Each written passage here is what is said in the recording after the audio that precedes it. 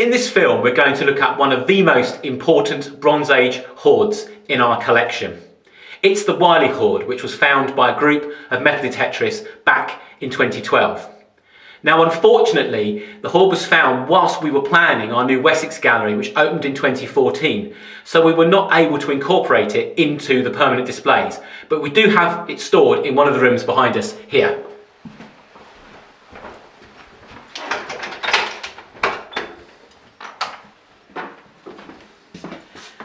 So, the Wyly Hoard is a group of 40 bronze objects that date back to the Middle Bronze Age, which is about sort of 1000 to sort of 1500 BC, or about 3000 to about 3500 years ago.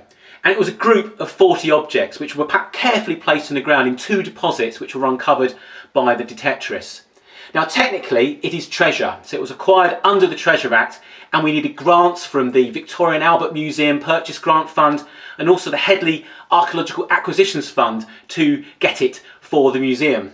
The landowner waived their share of the reward, which in fact halved the value of the acquisition, so we're incredibly grateful to them for doing that.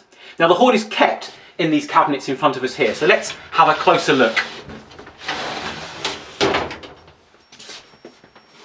Now, the first thing I want to show you is a wonderful object in here. This is a torque or neck ring made out of solid bronze. Look at that there. We knew it would have been golden and gleaming in colour. Unfortunately, it was found in 4 pieces. This is one of the larger pieces. It would have been a continuous circle, and they would have hooked together at this end here. So it would have just slightly overlapped. You would have forced it to actually get it together. But this would have been worn around the neck as an item of jewellery. And it has a sort of continuous spiral pattern as the decoration. And that was made when the metal was molten. It was poured into a mould to create a bar, and when it was still soft, it was then twisted to make that shape.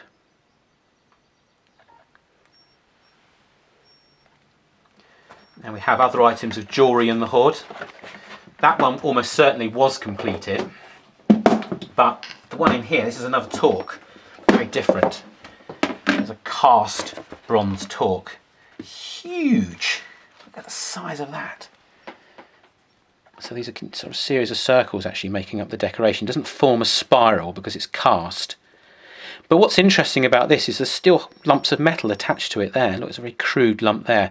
This doesn't look like it was finished. Maybe there were some problems with the mould because it doesn't look very well finished. None of this has been cleaned off, but it probably shouldn't have happened in the first place. But also looking at it, you can see what looks like dirt. That may well be actually some of the clay mould still attached to the object when it was buried in the ground. We also have other hints to how it was made. So this would have been made in a mould that was standing upright, and when the molten metal was poured in, you can see there it didn't actually quite reach the top because these look like the terminals of the torque, but you can see they create a kind of level on both sides there. It suggests that perhaps wasn't enough metal to finish it off.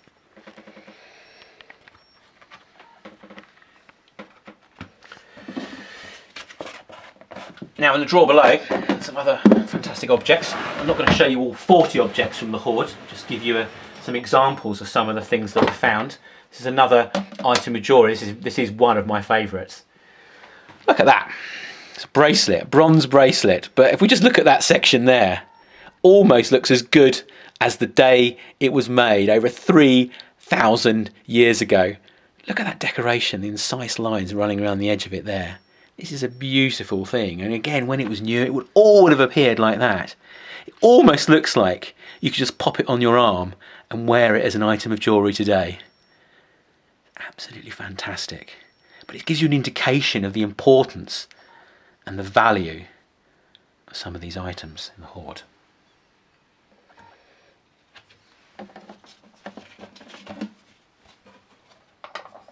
Now, not only were there items of jewellery, ornaments, there were also tools.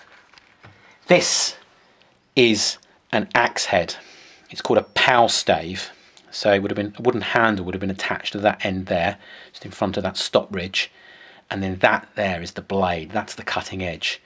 This is a solid bronze woodworking tool. Very hefty.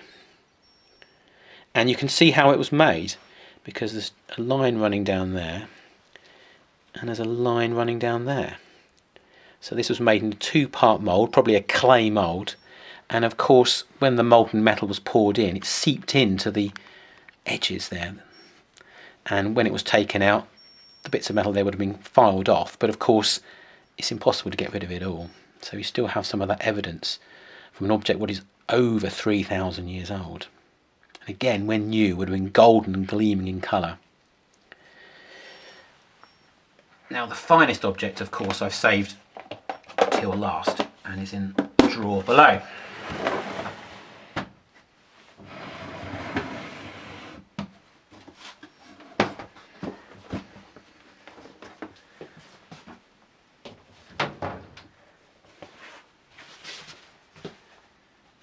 This is a quoit-headed pin. It is a really large dress pin made out of bronze that would have been used to fasten a very large cloak, presumably made out of wool. But look at the size of it. It's probably about over a foot long. So whoever owned this was an incredibly important person. The clothing they would have worn would have really stood out, you know, very heavy wooden cloak, probably lots of colour.